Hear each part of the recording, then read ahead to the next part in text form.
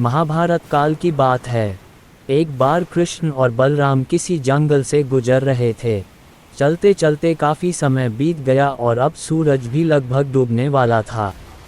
अंधेरे में आगे बढ़ना संभव नहीं था, इसलिए कृष्ण बोले, बलराम, हम ऐसा करते हैं कि अब सुबह होने तक यहीं ठहर जाते हैं। सुबह होते ही हम अपने मंजिल की ओर बढ़ चलेंगे। बलराम बोले, पर इस घने जंगल में हमें खतरा हो सकता है। यहाँ सोना उचित नहीं होगा, हमें जागकर ही रात बितानी होगी।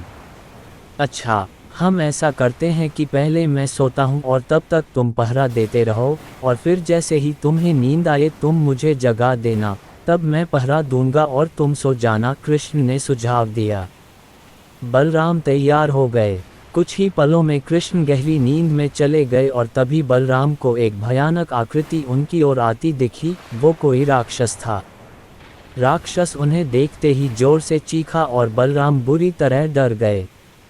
इस घटना का एक विचित्र असर हुआ। भय के कारण बलराम का आकार कुछ छोटा हो गया और राक्षस और विशाल हो गया। उसके बाद राक्षस एक बार और चीखा और पुनः बलराम डर कर कांप उठे। अब बलराम और भी सिकुड़ गए और राक्षस पहले से भी बड़ा हो गया। राक्षस धीरे धीरे बलराम की ओर बढ़ने लगा। बलराम पहले से ही भयभीत थे और उस विशालकाय राक्षस को अपनी ओर आता देख जोर से चीख पड़े, कृष्णा, और चीखते ही वही मूर्छित होकर गिर पड़े। बलराम की आवाज़ सुनकर कृष्ण उठे। बलराम को वहां देख उन्होंने सोचा कि बलराम पहरा देते देते थक गए और सोने से पहले उन्हें आवाज़ दे दी। अब कृष्ण पहरा देने लगे। कुछ देर बाद वही राक्षस उनके सामने आया और जोर से चीखा।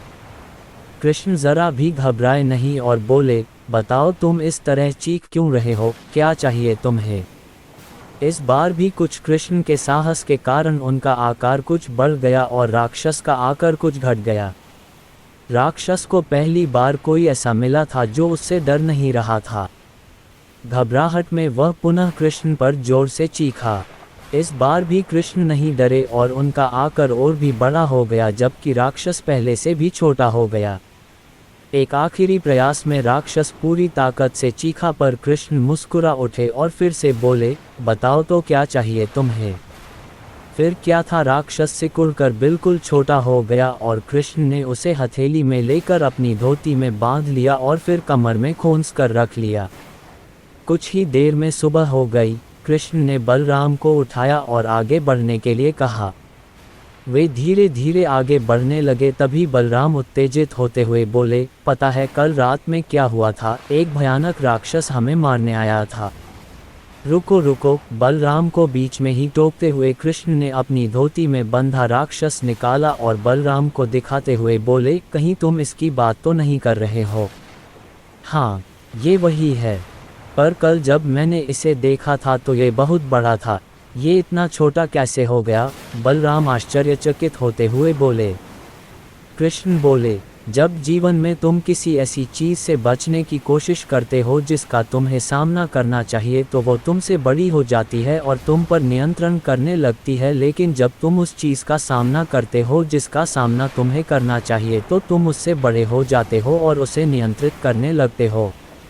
दोस्तों, ये राक्षस दरअसल हमारी ज़िंदगी में आने वाली चुनौतियाँ हैं। अगर हम इस चुनौतियों को टालते हैं तो ये और बड़ी होती जाती हैं। आखिर में ये हमें कंट्रोल करने लग जाती हैं। इसलिए हमें इनका साहसपूर्वक सामना करना चाहिए ताकि हम उन पर काबू पा सके।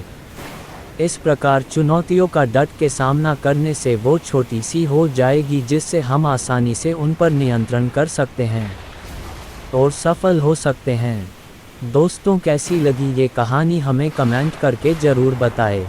और भी बहुत सारी हिंदी नैतिक कहानियाँ, नैतिक शिक्षा की कहानियाँ, मोटिवेशनल कहानियाँ, अच्छी कहानियाँ और प्रेरणादायक कहानियाँ सुनने के लिए यहाँ विजिट करें।